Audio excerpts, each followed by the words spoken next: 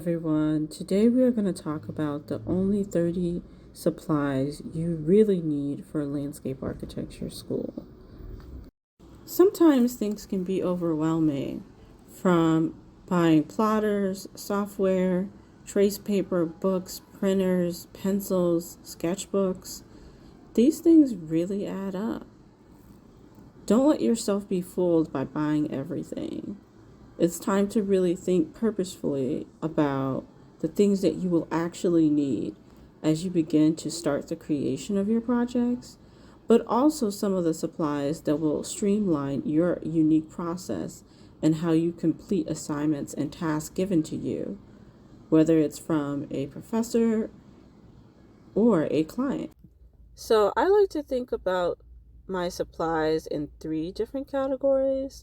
I would say the first one being tech tools, which is basically your laptop, your iPad, or any other technology equipment that might help you complete a project.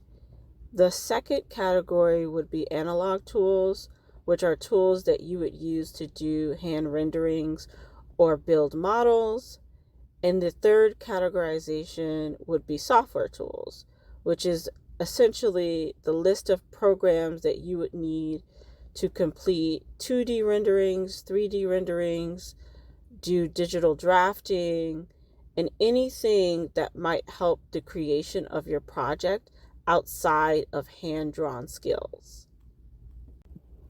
As we go deeper, it's super important to also think about some of the things that might make organizing your papers and your designs a little bit easier.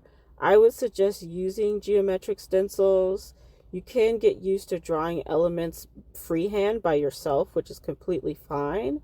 But when you do have a deadline approaching, it's perfectly fine to use geometric stencils and rulers to create anything that you want to get out by a deadline. In addition to having stencils or tape measures on hand, I would suggest you go with a more simple approach when it comes to model making. So getting balsa wood sheets in 1/16 of an inch is probably the best fit for any landscape design model, and investing in hot glue guns and sticks will allow you to create these kind of fast and quick models that get across your idea. And having a cutting mat to put all of your supplies on is super important. In addition to having some of those skills under your belt, it's also important to know that presentation matters. So having thumbtacks for your presentations will bring you to a point in which you will be prepared for any desk crit or any final presentation that you might come upon. And even taking that idea and taking those papers to other offices or other schools or other settings is super important. So investing in a portfolio holder or a portfolio folder is super important, and that should not be skipped at all. Now that we've gone through all of the analog tools, it's important to think about the 2D and 3D software. Now, this list is not a list that you have to take to heart. These are just some of the programs that I have found most useful in my process. So I will start with the Concepts app, which is actually an app that is offered on the iPad, which is a really good conceptual app to draw some of your plans in. They do have different rulers and scales within the app. And if you are an iPad user, having this software is important.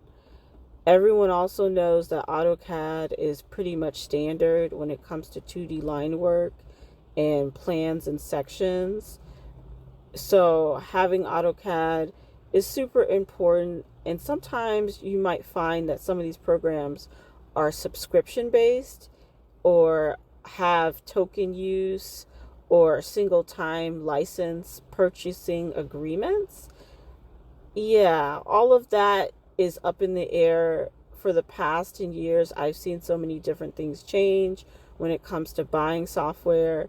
So, you know, places have different pricing standpoints, but it's super important that as a student that you utilize those educational licenses that your program or your university might allow you to get. And so I would suggest that you lock those down now so that they can be on your computer should you move on. And I also put Revit on this list as a kind of 2D and modeling software. And Revit is not really used a lot by landscape designers, but it is becoming increasingly popular because it is a software program in which landscape designers, architects, engineers, all different types of technical professionals can use. So you might find yourself not using Revit a lot in your program, but when you do get into the work setting, you will find that Revit is slowly becoming the standard to creating landscape plans, but also creating sections and renderings of those plans on a preliminary basis. I also would suggest anyone to invest in Rhino. Rhino is basically a cheaper version of Revit, and it will allow you to understand how to create drawings not just from a 2D plane view, but a 3D plane view. And I still think that Rhino has the ability to be purchased with a single use. So that's also the biggest pro to that. And as far as the rendering softwares go, when you're taking a model from its infancy stage and you're trying to clean it up, I typically use Lumion or Twinmotion. I like Twinmotion a little bit better. I think it's because it's free. And Lumion does have a pretty expensive subscription and pricing to it.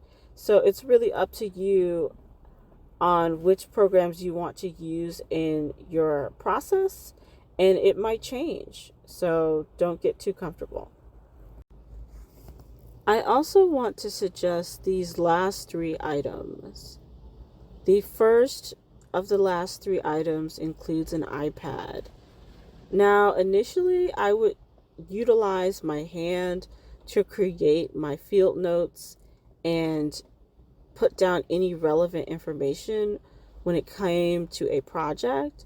But now that I see the portability of an iPad, I would suggest it, especially when it comes to having the ability to draw a plan that is already in a digital format. Just streamlines your process when it comes to creating graphics for your design. So having an iPad is super useful for portability reasons.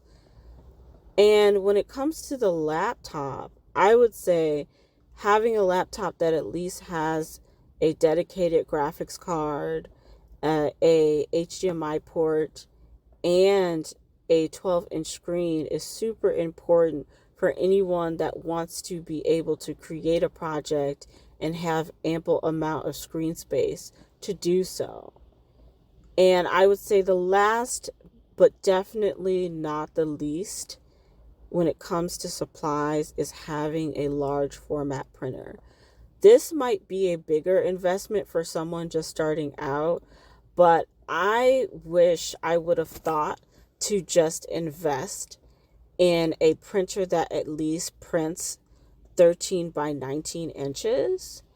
I got a Epson printer later on in the process, and I found that I was actually saving more money printing at home than I was printing or driving to print to places for sheets that were not that large. So getting an Epson printer, I would suggest, because most of them have flatbed scanners that also scan up to 13 by 19 inches, is really important whenever you want to have a construction document set that you want to share with others, but you don't necessarily want to be limited in the access to resources that helps you create your design. Now that we've gone over analog tools, tech tools, and software tools, I just wanted to note that everyone's going to have their own unique way of doing things. This list is to speak to people who are trying to figure out their workflow process when it comes to creating not just a design, but using visual representation techniques when it comes to communicating a design. So it might be helpful to check out another video I have on my channel that talks more in depth on the techniques that a landscape architect would use, such as plans, sections, renderings, perspectives, and take a look back at this video and try to figure out how your workflow can fit into those different techniques and what supplies you might need to accomplish your goal. Until next time, bye.